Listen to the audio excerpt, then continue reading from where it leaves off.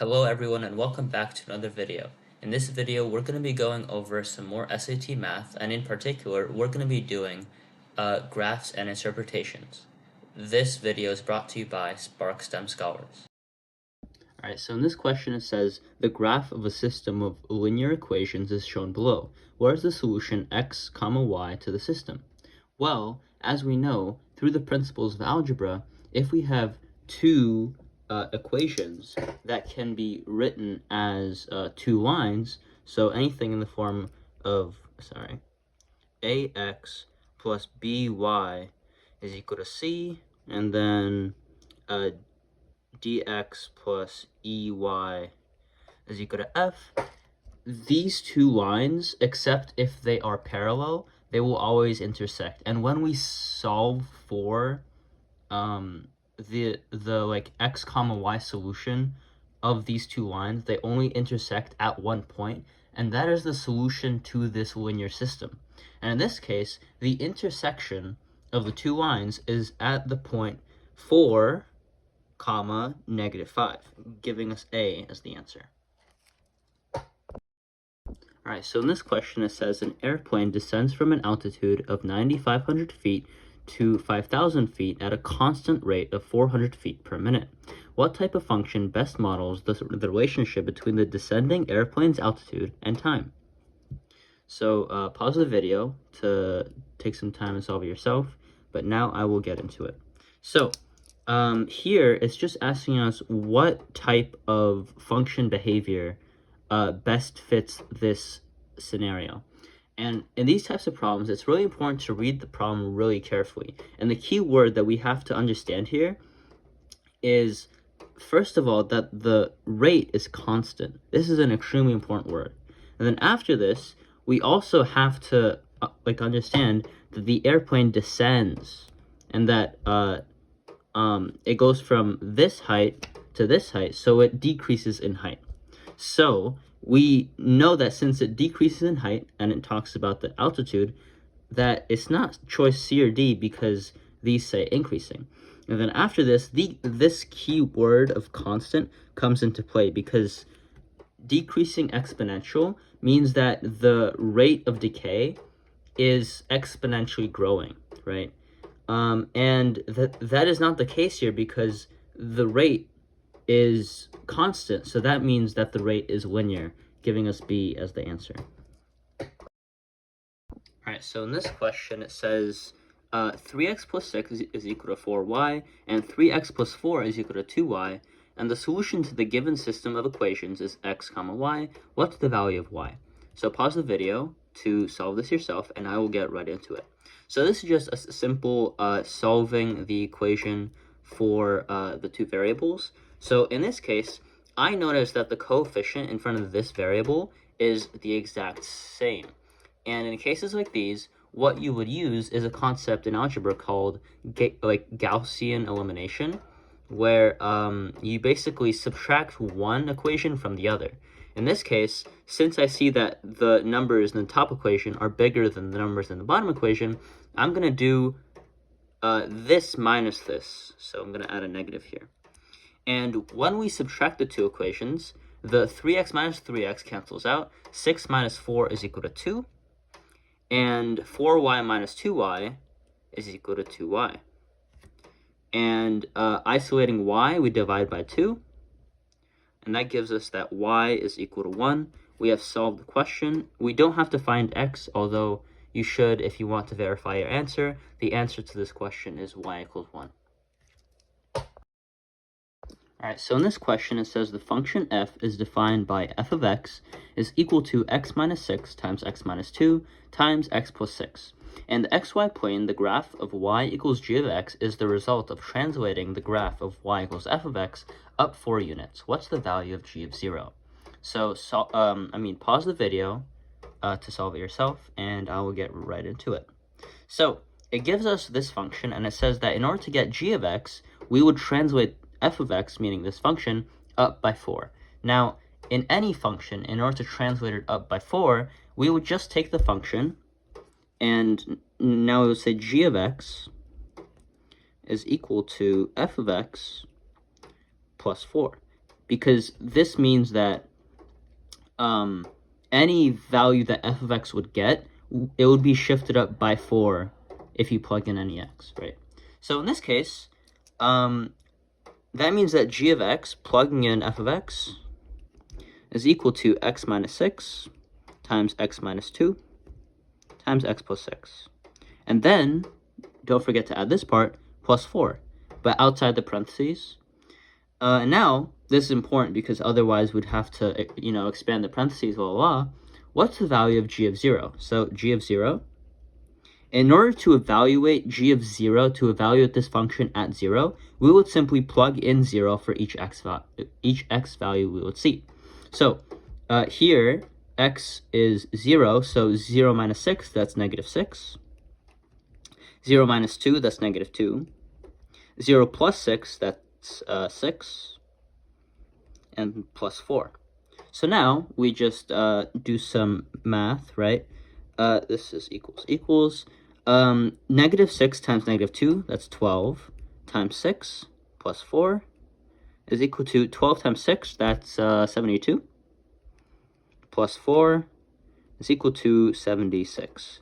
So this is also another way of asking for the y-intercept of the function, because that's the x value of the y-axis itself, is if we imagine it like this. Yeah, so the value of g of 0 is 76. That's the answer. All right, so in this question, it says the number of bacteria in a liquid medium doubles every day.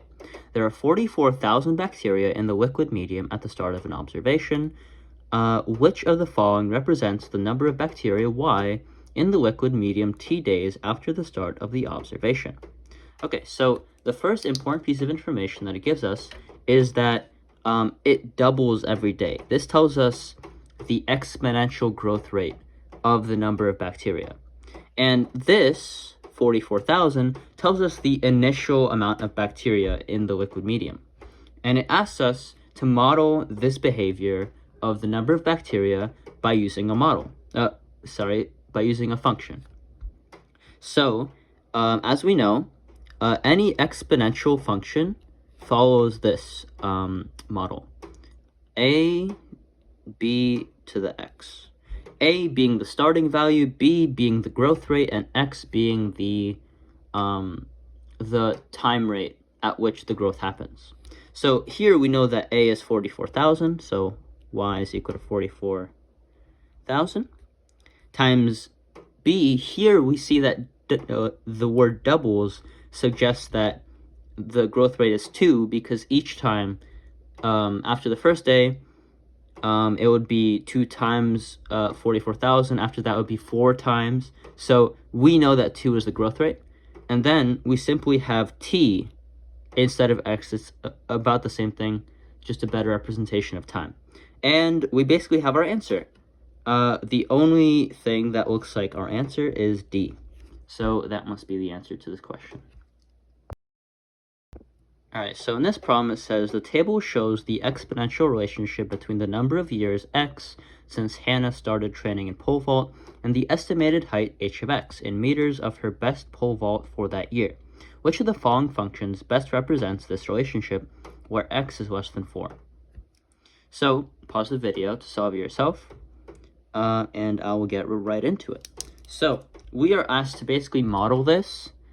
We do have access to the calculator here, I'm pretty sure, but we don't need the calculator because we can just use the logic behind exponential growth rate. So as you can see, as x gets bigger, h of x gets bigger too. So that means it's not exponential decay, that it is exponential growth. And what does exponential growth mean? It means that in the form y is equal to a times b to the x, that b right here is greater than 1. Because that would mean that each time x increases, b gets larger, or b to the x gets larger, and that would constitute exponential growth. Okay, so we know that b is greater than 1 from this information that it's increasing. And that allows us to eliminate these two answers, because in this case, b is less than 1. Okay, now after this, the two options left, we don't even have to calculate b, but here what's important is a. So the initial value when x is 0 is 1.23. So that means that when you do x is equal to 0, that would give you y is equal to a times b to the 0, and we know that anything to the 0th power is 1, so y equals a. And in this case, when we plug in 0, we get 1.23, right? So that means that y in this case is 1.23. Is equal to a. Oh, so now we have a. And as you can see, the only one that matches the requirement for b and has 1.23 as a is question choice D. So that's the answer to our question. In this question, it says the function h is defined by h of x is equal to 4x plus 28. The graph of y is equal to h of x in the xy plane has an x-intercept at a, 0 and y-intercept at 0, b, where a and b are constants. What's the value of a plus b? So pause the video to solve this question yourself, and I will get right into it.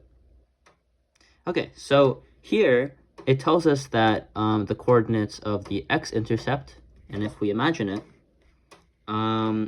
we know that this line has a positive slope with a positive y-intercept.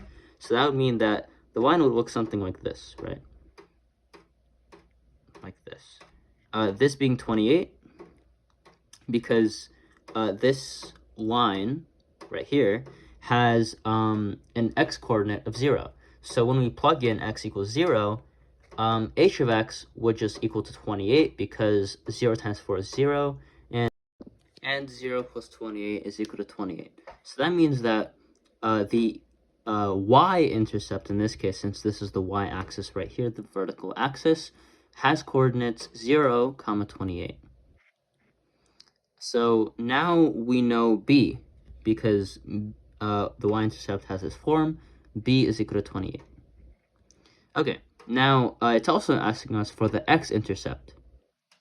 And the x-intercept occurs when y is equal to 0. So in this case, that means that we would replace y with 0. So 0 is equal to 4x plus 28. Now, we subtract 28 from both sides, right? Negative 28 is equal to 4x. And isolating x, we get that we divide both sides by 4, and we get that negative 7 is equal to x. So that means that the x-coordinate of this is negative 7. And since this is in this form, that means that a is equal to negative 7. And that means that it's asking for a plus b. 28 minus 7 is 21. That's the right answer. In this question, it says x times x plus 1 minus 56 is equal to 4x times x minus 7. And it asks for the sum of the solutions to the given equation. Pause the video to solve it for yourself, and I will get right into it. So as we can see, there's a couple of parentheses here. So let's distribute the x here and here. That gives us x squared plus x minus 56 is equal to 4x times x minus 7. Here, I'm actually going to do a shortcut trick. So here, I see that I can factor this. Can you guess what the factors are? Well, the factors that jump immediately into my mind for 56 is 8 and 7 and some combination of the two where one is positive and one is negative, since their difference is 1 and that fits the coefficient here. So here, since this coefficient is positive, that means that the 8 has the positive in front of it, x minus 7. If you'd like to verify that this is the correct factoring, this x squared minus 7x plus 8x, that gives us a positive x, and that's minus 56. This is equal to 4x times x minus 7.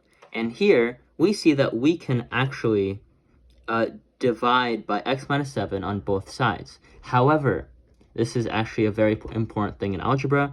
Dividing is only good if we know that it's not divisible, if we know that we're not dividing by 0. In this case, since we have a variable, it can equal 0 here. When x is equal to 7, we're dividing by 0 essentially. So here we check if 7 as a number works. So in making this equation true, 7, that means this is 0, 0, 0. It works. So if we plug in, so I'm going to write myself a note. Note, x is equal to 7 is one of the solutions. Now here we can divide by x minus 7 since we already took out the case that the initial division would eliminate. And that would give us x plus 8 is equal to 4x. We subtract x from both sides to get 8 is equal to 3x. And here, x is equal to 8 over 3. So these are our two solutions, 8 over 3 and 7. We know that there are no other solutions because then that would mean that this would be a third degree equation. So that 7 plus 8 over 3, some common denominator stuff, 21 over 3 plus 8 over 3 is equal to 29 over 3. That's our answer for the solution, for the sum of the solutions to the given equation. Sorry if you couldn't see that. Thank you for watching and catch you in the next one.